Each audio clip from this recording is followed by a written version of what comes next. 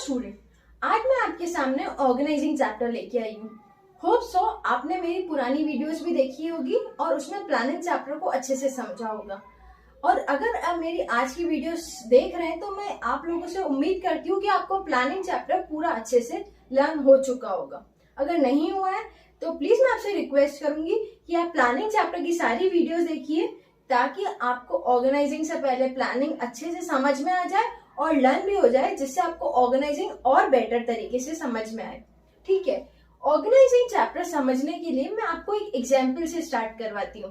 देखो क्या है कि इमेजिन करो कि एक ट्रक आया है एक स्कूल के बाहर या एक इंस्टीट्यूट के बाहर और उसमें बहुत सारी बुक्स हैं और वो बुक्स हम लोगों को एक लाइब्रेरी में सॉर्ट करके जमाने की है। उस सिचुएशन में एक 7 नंबर ऑफ स्टूडेंट्स को ये टास्क दिया गया है कि आपको ट्रक से बुक्स को अनलोड करके और वो बुक्स आपको लाइब्रेरी में सॉर्ट करके जमानी है।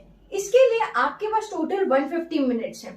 तो आपको क्या लगता है वो 7 स्टूडेंट्स किस तरीके से उस बुक्स को निकालेंगे उस ट्रक में से और लाइब्रेरी में सॉर्ट करके जमा देंगे? देखो इसके बहुत सारे तरीके हैं।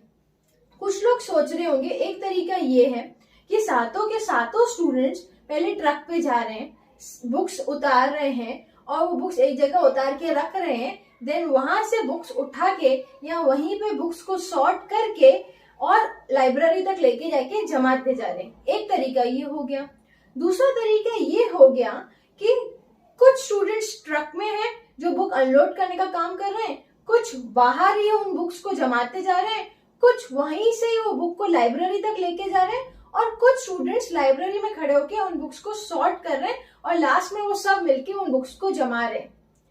और एक तरीका हो सकता है इसका, जो कि बहुत वेल ऑर्गेनाइज तरीका है और जिस तरीके से हम इस चैप्टर को, इस डेफिनेशन को समझने की कोशिश करेंगे, वो ये तरीका है कि कुछ स्टूडेंट्स ट्रक पे खड़े हैं और 2 स्टूडेंट्स, हम माने कि 2 स्टूडेंट्स सिर्फ अनलोडिंग का काम कर रहे हैं, बाकी एक स्टूडेंट उनसे बुक कैरी करके दूसरे स्टूडेंट तक पहुंचा रहा है, दूसरा थोड़े ही डिस्टेंस में खड़ा हुआ तीसरे तक पहुंचा रहा है, तीसरा थोड़े ही डिस्टेंस में खड़े हुए चौथे को पहुंचा रहा है और वहां पे 5वां जना वो सिर्फ बुक सॉर्ट करता जा रहा है और लाइब्रेरी के अंदर उसने 2-3 बंदे और खड़े कर दिए अलग अलग डिपार्टमेंट में और वो सिर्फ बुक्स को जमाते जा रहे हैं। इससे एक फायदा ये हुआ कि कहीं पे भी बुक्स इकट्ठी नहीं हुई, ना अनलोडिंग के टाइम पे प्रेमिसेस के बाहर, ना बुक्स सॉर्टिंग के बाद लाइब्रेरी के बाहर, डायरेक्ट बुक्स आई, ट्रक से निकली, पास हुई एक रूट से और सॉर्ट होके डायरेक्ट जमना भी चालू हो गई अपने अपने ब्लॉक के अंदर। तो इससे टाइम का यूटिलाइजेशन हुआ, अच्छे कम टाइम में ज्यादा काम हो गया, सबकी मेहनत का यूटिलाइजेशन हुआ। कहीं पे भी ऐसा नहीं लगा कि किसी एक ने बहुत ज्यादा मेहनत की। सब स्टूडेंट्स ने या 7 नंबर ऑफ पीपल जो इस काम में, टास्क में इन्वॉल्व थे, उन्होंने सबका इक्वल एफर्ट लगा इस टास्क के अंदर। तो कैसे हम इस एग्जाम्पल को समझे? ये बुक्स है, ये ट्रक के अंदर आई है, यहाँ पे 2 स्टूडेंट्स इन बुक्स को निकाल रहे हैं। एक स्टूडेंट वो इनसे बुक्स लेके ए स्टूडेंट को दे रहा है, देन ए बी को दे रहा है, बी सी को दे रहा है, देन सी डी को दे रहा है और यहाँ पे कुछ एक्स्ट्रा बंदे इन्होंने खड़े कर दिए अलग अलग ब्लॉक के अंदर। ये यहाँ से सॉर्ट कर रहा है बुक को और यहाँ से ये लोग बुक्स आके लेके जा रहे हैं, इससे डायरेक्टली बुक लेते जा रहे हैं। ये सॉर्ट करता जा रहा है और ये लोग आते जा रहे हैं और बुक्स लेके अपने अपने ब्लॉक में जमाते जा रहे हैं। इससे क्या हुआ, काम कम टाइम में हुआ और मैन पावर का ओवर यूटिलाइजेशन नहीं हुआ, बिल्कुल अच्छे तरीके से काम हो गया और सबने बहुत अपना कोऑर्डिनेटेड रहा, किसी के बीच में कोई झगड़ा नहीं रहा क्योंकि सबको पता था इधर सबका क्या काम है। तो ऑर्गेनाइजिंग से हम यही समझते हैं कि हमें काम को ऑर्गेनाइज कैसे करना है, किस तरीके से काम को बांटना है जिससे कॉन्फ्लिक्ट नहीं हो और कोऑर्डिनेशन बना रहे और यूटिलाइजेशन ऑफ रिसोर्सेज बहुत अच्छा हो, इफेक्टिव एडमिनिस्ट्रेशन रहे और काम बहुत स्मूथली हो जाए। ऑर्गेनाइजिंग का मेन मकसद यही रहता है कि काम स्मूथली हो जाए, विद कोऑर्डिनेशन हो जाए, अंडर टाइम खत्म हो, ना कि ओवर टाइम में खत्म हो। अब इसकी डेफिनेशन को समझते हैं हम। क्या डेफिनेशन है? Organizing means it initiate implementation of a plan. Under organizing, we initiate implementation of a plan. जो हमने प्लान सोचा था उसका असल में इम्प्लीमेंटेशन ऑर्गेनाइजिंग वाले स्टेप के अंदर होता है। हम सबको पता है फंक्शंस ऑफ मैनेजमेंट क्या क्या होते हैं, planning, organising, staffing, directing and controlling. हमने प्लानिंग चैप्टर को पूरा अच्छे से पढ़ लिया, अब हम ऑर्गेनाइजिंग को पढ़ रहे हैं। प्लानिंग में सिर्फ हमने सोच विचार का काम किया था, ऑर्गेनाइजिंग में हम इम्प्लीमेंटेशन का काम कर रहे हैं। तो organising means where we initiate implementation of a plan. How do we initiate implementation of a plan? By clarifying job and working relationship. हम इधर क्या करते हैं कि exactly job क्या है, और अगर ये जॉब हम जिसको दे रहे हैं तो उन लोगों के बीच में उनका वर्किंग रिलेशनशिप क्लियर करना। जैसे फॉर एग्जाम्पल 2 जनों को बुक्स को अनलोड करना, एक को इधर से पिक करना, एक को इधर से पिक करना, एक को इधर से सॉर्ट करना, और इन लोगों को बुक्स को जमा देना। तो क्या हुआ, clarifying job and working relationship and then effectively deploying resources. अब इधर रिसोर्स क्या है, इधर रिसोर्स है हमारा टाइम और ह्यूमन बीइंग जो इस काम के अंदर इन्वॉल्व हो रहे हैं, हमारा ह्यूमन रिसोर्स और टाइम है इधर। तो इधर क्या बोल रहा है, ऑर्गेनाइजिंग अपनी डेफिनेशन से क्या समझाने की कोशिश कर रहा है, organising here means where we implement या where we initiate the implementation of a plan by clarifying job and working relationship between the people and effectively deploy resources for what? Resources को अच्छे से utilize कर रहे हैं किसके लिए?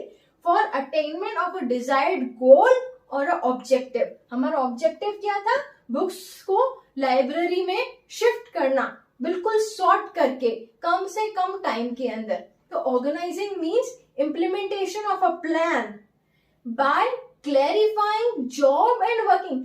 Implementation of a plan by how, by clarifying job and working relationship and effectively deploying resources. Which resource? Human resource and a time resource. For a what? किसके लिए कर रहे हैं organising? For attainment of a desired goal. I hope आपको definition learn हो गई होगी। Organising का मतलब प्लान का इम्प्लीमेंटेशन। प्लान हमारा स्टेप 1 था, प्लानिंग करना स्टेप 1 था, वहां सिर्फ सोच विचार ही चल रहा था। एक्चुअल इम्प्लीमेंटेशन ऑर्गेनाइजिंग के अंदर हुआ। Organising means implementation of a plan. How? By clarifying job and working relationship. Then effectively deploying resources for what? For attainment of a desired goal is called organizing. Exam में define organising भी पूछ सकता है, और आपको एक case study दे दी जाएगी, वहां पे पूछा जाएगा कि फंक्शन ऑफ मैनेजमेंट को गेस करो कि इस पर्टिकुलर केस स्टडी में कौन सा फंक्शन ऑफ मैनेजमेंट लग रहा है। देन उसको डिफाइन करो या उसकी इंपॉर्टेंस लिखो। तो अगर आपने केस स्टडी को समझ लिया और आपने जज कर लिया कि इधर तो क्लैरिफाइंग जॉब और वर्किंग रिलेशनशिप की बात हो रही है या इधर डिप्लॉयमेंट ऑफ रिसोर्सेज की बात हो रही है, तो आप कैच कर लोगे कि इधर ऑर्गेनाइजिंग की बात हो रही है। अगर आपको पता चल के ऑर्गेनाइजिंग की बात हो रही है तो आप डिफाइन भी कर दोगे, और आगे चल के जो हम इसकी इंपॉर्टेंस या इसके स्टेप्स व्हाटएवर जो हम इस चैप्टर में पढ़ेंगे, आप उसको फटाफट से कैच कर लोगे केस स्टडी के अंदर और अपना आंसर लिखोगे और आपको फुल मार्क्स मिल जाएंगे। तो ऑर्गेनाइजिंग की डेफिनेशन क्या हुई, ऑर्गेनाइजिंग की डेफिनेशन हुई it initiate implementation of a plan by clarifying job and working relationship by effectively deploying resources for the attainment of an desired goal और ऑब्जेक्टिव। ठीक है, अब नेक्स्ट स्टेप पे आते हैं। जो हमारा नेक्स्ट पॉइंट है इस चैप्टर का वो है steps in the process of organising. भाई अगर आपने इस एग्जाम्पल को समझ लिया ना ट्रक वाले, और इस डेफिनेशन को समझ लिया, तो ये तो बहुत छोटी चीज है आपके लिए समझने के लिए। देखो सबसे पहले क्या किया हमने, जब ये एग्जाम्पल को समझा, एक ट्रक से हमको बुक्स जब शिफ्ट करनी है लाइब्रेरी के अंदर, सबसे पहले हमको करना है identification and division of work. भाई एक्चुअल में हमको पता करना है ऑर्गेनाइजिंग प्रोसेस के अंदर क्या काम है, क्या काम पता करने के बाद उस काम को डिवाइड करना है। इधर काम कैसे डिवाइड हुआ, इधर काम डिवाइड हुआ, कुछ बच्चे बुक्स को सिर्फ उतारने का काम कर रहे थे, कुछ बच्चे सिर्फ ट्रांसफर का काम कर रहे थे, कुछ बच्चे सिर्फ जमाने का काम कर रहे थे। तो हो गया डिवीजन ऑफ वर्क, 3 पार्ट्स में ये हमारा पूरा एग्जाम्पल डिवाइड हो गया, अनलोडिंग, ट्रांसफर एंड जमाना, शॉर्ट करके जमाने का काम। 3 प्रोसेस, 3 पार्ट्स में हमारा ये पूरा एग्जाम्पल क्लियर हो गया, ठीक है।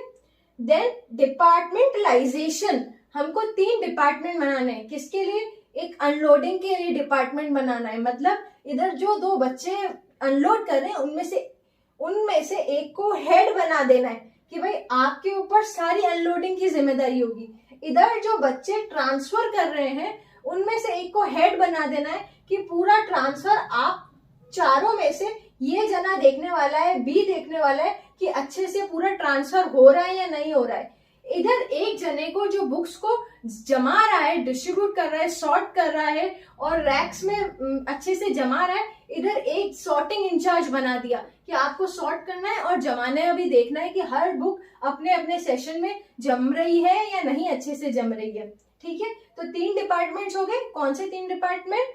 Unloading department, transfer department, sorting department. इन तीनों का एक एक हेड बन गया। फिर हमने उनको ड्यूटीज दे दी, इनको ड्यूटी दी अनलोडिंग की, इनको ड्यूटी दी ट्रांसफर की, इनको duty the sorting and distribution की, ठीक है। अब ये हो गया डिपार्टमेंटलाइजेशन। देन हो गया हमारा असाइनमेंट ऑफ ड्यूटीज। मैंने ये पॉइंट भी समझा दिया आपको, इनको ड्यूटीज। अब ये हेड बन गए एक एक ग्रुप के, ये इनके अंदर जो काम कर रहे हैं उनसे भी काम करवाएंगे, खुद भी काम करेंगे और खुद क्या काम करेंगे? देखने का काम करेंगे कि काम अच्छे से हो रहा है या नहीं हो रहा है, क्योंकि पूरी जिम्मेदारी जो काम की होती है, पूरी रिस्पॉन्सिबिलिटी जो काम की होती है वो इन इंचार्जेस की रहेगी। अगर कुछ भी गड़बड़ हुई ट्रांसफर के अंदर तो हम ट्रांसफर इंचार्ज को पकड़ेंगे, हर बच्चे के पीछे नहीं जाएंगे। कुछ भी सॉर्टिंग में गलती हुई तो सॉर्टिंग इंचार्ज को पकड़ेंगे, कुछ भी अनलोडिंग में गलती हुई तो अनलोडिंग इंचार्ज को पकड़ा जाएगा। देन असाइनमेंट ऑफ ड्यूटीज हो गया। Then establishing reporting relationship. अब आपको ये बात भी समझ में आ जानी चाहिए, रिपोर्टिंग हम किसको करते हैं? अपने हेड को। तो इस डिपार्टमेंट की रिपोर्टिंग ये अपने हेड को करेगा, ये सब लोग इसको रिपोर्ट करेंगे और ये सब लोग इसको रिपोर्ट करेंगे। इसके साथ अगर इनको काम में कुछ भी दिक्कतें आती है तो ये अपने हेड को रिपोर्ट करेंगे। अनलोडिंग वाला अनलोडिंग डिपार्टमेंट के हेड को, ट्रांसफर वाला ट्रांसफर डिपार्टमेंट को हेड को, और सॉर्टिंग वाला सॉर्टिंग डिपार्टमेंट के हेड को बताएगा कि मुझे ये दिक्कत आ रही है या मुझे ये काम कैसे करना है। तो होप सो आपको स्टेप्स भी समझ में आ गए होंगे। ये एग्जाम्पल एक ऐसा एग्जाम्पल है जो आपको डेफिनेशन और स्टेप्स और पूरा ऑर्गेनाइजिंग चैप्टर बहुत इजीली समझने में मदद करेगा।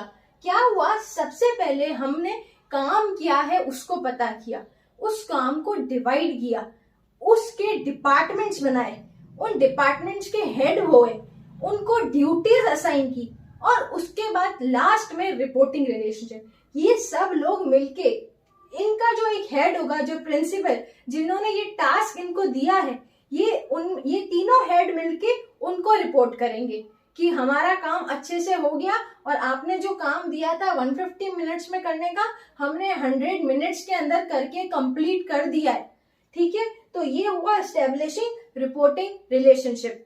अब बिल्कुल समझ में आ गया होगा किस तरीके से स्टेप्स बनते हैं, क्या डेफिनेशन होती है और ऑर्गेनाइजिंग का मतलब क्या होता है।